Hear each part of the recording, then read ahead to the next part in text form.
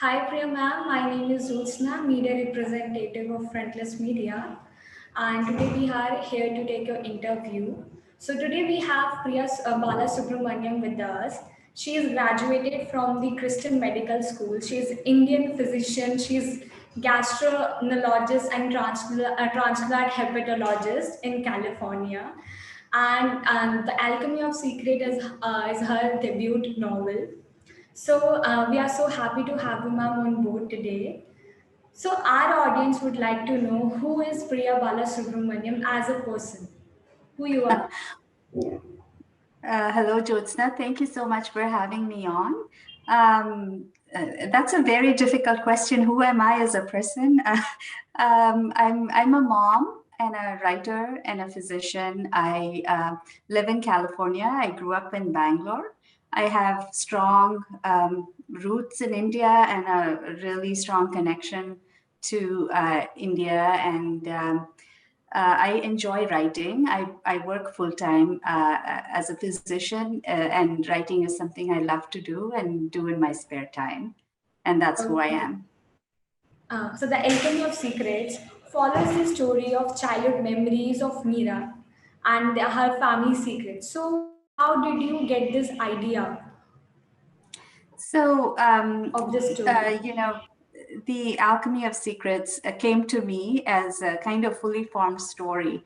But the way it began was, in my mind's eye, I saw this picture of a white sari clad older woman and a little girl who was kind of holding on to her little finger. And, for some reason, this image kept coming back to me. And then I started to wonder about the people in the picture. The grandmother is Ajii. And so then I started to think about, why this little girl was with her grandmother, what happened to her parents. And so the plot of the novel kind of grew out of those questions. And so So you just started with your imagination with the like a women, and now you just write it down as a whole story. So it's amazing. So basically, this story is set up in a Bangalore, right? mhm. So, are do you have any relation in Bangalore because your story is set up in a Bangalore? So, I grew up in Bangalore, and even though the story is completely fiction, the places, the people that are in the book are all similar to the places and people that I knew when I was growing up. And when I actually started to write, it was a period of kind of homesickness and kind of, thinking about the place that I had left behind. So it was a joy for me to kind of set the story in Bangalore and Malleshwaram, which are all places that I knew really well. And it was a joy. okay. So my second question to you. So could you please tell us more about the story protagonist Ajii? So Mhm. what impact does she have on the plot of the story? So Ajji is, she's a very kind of controversial person. She's a gray character. And one of the things is it's Ajji's responsibility. Something bad happens in the novel to Mira's mother. And that is partly Ajji's responsibility, the reason that event happens.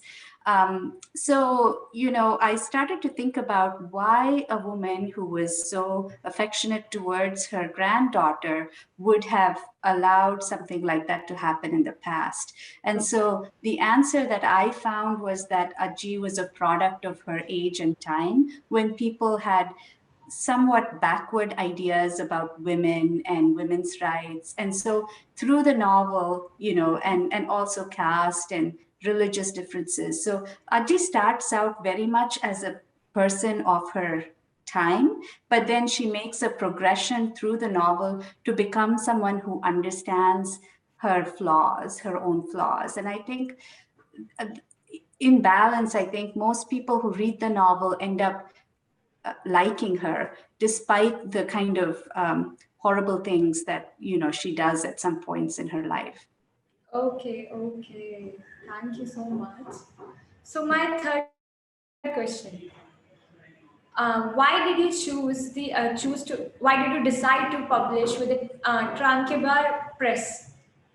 So I had an agent in the US who was trying to sell the novel in the US. And in the meantime, another agent from India, Priya Balasubramanian, reached out to me to attempt to sell the book in India. And she actually was the one who found the press and the editor, Deepthi Talwar, who I absolutely love. She's phenomenal, and she really got the book. And I think when she read the book, she also loved the book, so she took it on. So this was a partnership that worked well.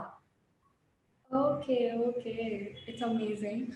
So, my second question to you: Mm-hmm. what inspired you to seek a profession as a writer while having a medical background?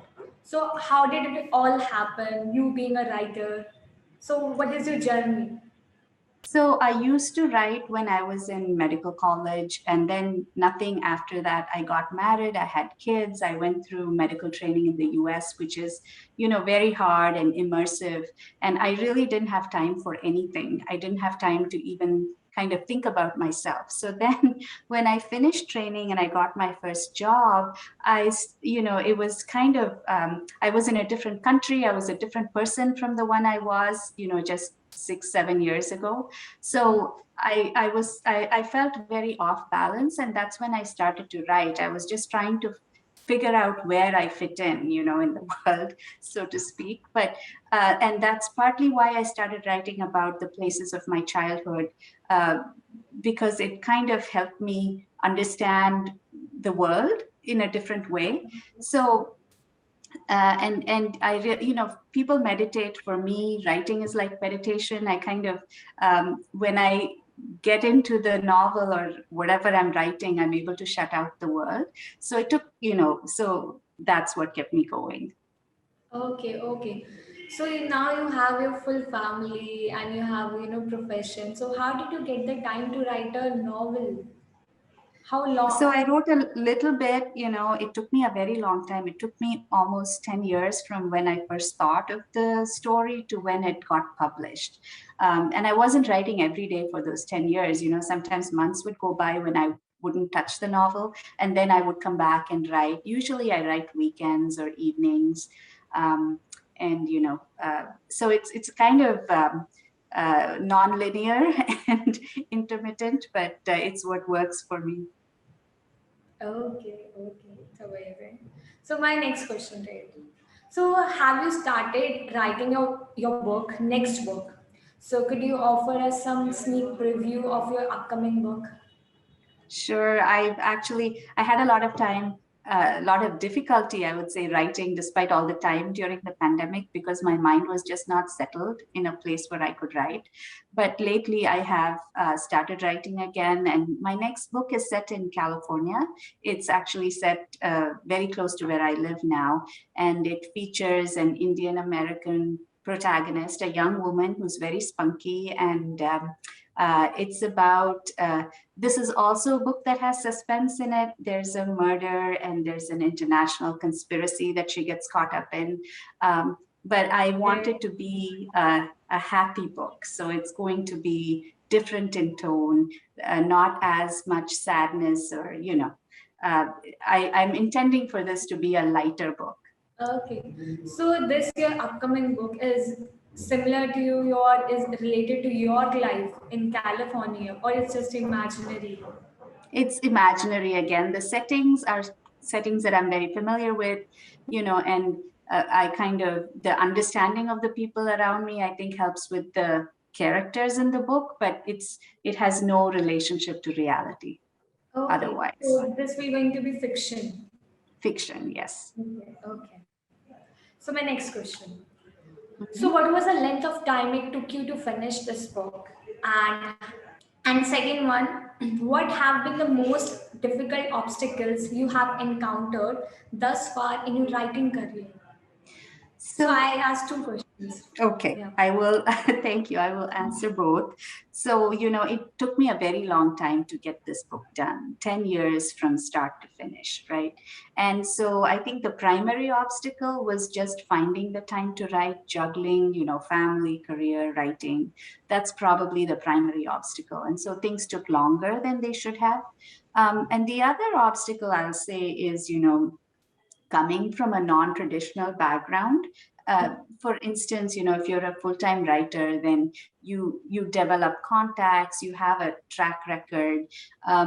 One of the hurdles that I faced was that I came from a completely different background, so it was a little bit harder to get people to take my writing seriously or to consider it. So are you associated with any writing book club or some community so that they can help you out in with more writing? Yes, yes. Throughout my writing career, I've been part of different writing groups. There's, a bunch of wonderful writers in Sacramento. A lot of them are women, and we're friends, and we get together and we critique each other. I've attended a number of workshops in the US where, you kind of get formal instruction and peer review of your work. I went to Breadloaf, to Siren Land, um, to One Story. I mean, different workshops where you have to apply to be admitted. So, and then I made friends who are ended up being very close friends because we connected through writing. And most people, write deeply personal things. So we ended up becoming good friends. So yes, there's a huge community that helped me through my way. It's a good thing. So my last question to you. Who is your favorite author or poet or poetess? So and how they affected your writing career? So, I have lots of favorite writers, and one of the poets that I really like is A.K. Ramanujan, who also, wrote prose. And I think, for being an immigrant in the US who wrote about India, so I've always kind of resonated with his work and his poetry and kind of the beauty of the language. And he's also from Karnataka, and there's, so there's a, um, I would say he was a real inspiration. Also, there are other Indian American writers that I admire a whole lot of them: Vikram Chandra, Vikram Seth, um, Kiran Desai, Okay.